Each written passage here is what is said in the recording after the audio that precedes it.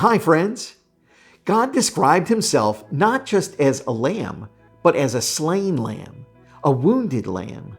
Our God is a wounded God.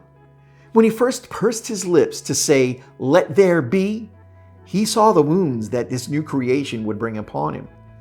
Yet he did not point his finger and command his servants to act.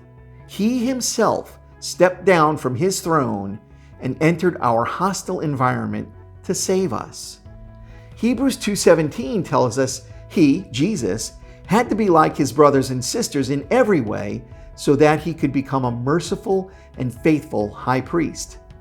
Because we are wounded, he chose to be wounded. As a matter of fact, Isaiah 52:14 tells us he was marred, wounded more than any other man.